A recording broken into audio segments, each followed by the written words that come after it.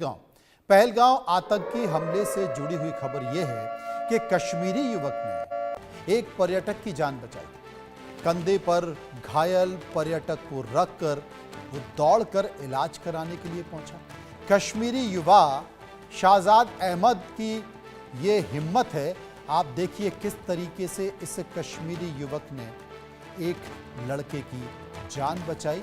जब वो घायल था वो उसे अपने कंधे पर उठाकर ले जाता हुआ साफ तौर पर दिखाई दे रहा है। ये लड़का खून से लथपथ है, जो कि आप देख सकते हैं। ये पर्यटक है और कश्मीरी युवा शाहजाद अहमद ने ये हिम्मत दिखाई। शरदेंदु जी हमारे साथ मौजूद हैं। बहुत सारे संकेत ऐसे भी हैं शरदेंदु जी, कई ऐसे मुस्लिम भी हैं जो बताते हैं कि वो मानवता के लिए कितनी अहमियत रखते हैं, हिंदू मुस्लिम भाईचारे के लिए कितनी अहमियत रखते हैं। इंडिया न्यूज वो एक्सक्लूसिव तस्वीरें दिखा रहा है जिसमें एक कश्मीरी युवक, मुस्लिम युवक, एक पर्यटक को अपने कंधे पर लादकर, जो कि खून से लथपथ है, वो ये भी दहशत में, दोनों दहशत में है। कश्मीरी युवक भी दहशत में है और एक युवा जो पर्यटक है, जो खून से लथपथ है, वो भी दहशत में है। वो उस दहशत में उसको घायल अवस्था में अपने कंधे पर उठाकर ले जाता हुआ दिखाई दे रहा है। ये वाकई एक बेहतर है, जो सुकून देता है कम से कम हिंदू मुस्लिम एकता का।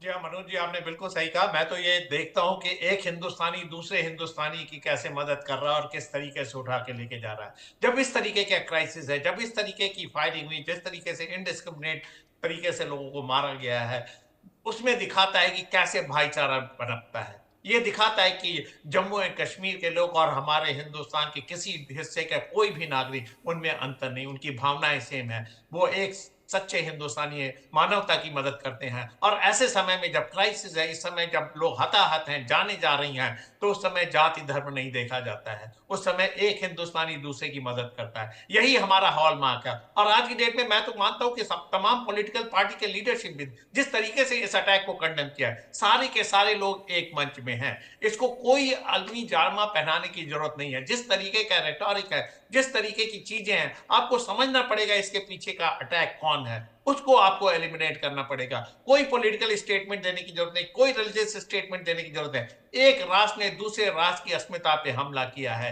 इसका जवाब कैसे दिया जाएगा? एक सेना दूसरे की सेना को कैसे काटेगी?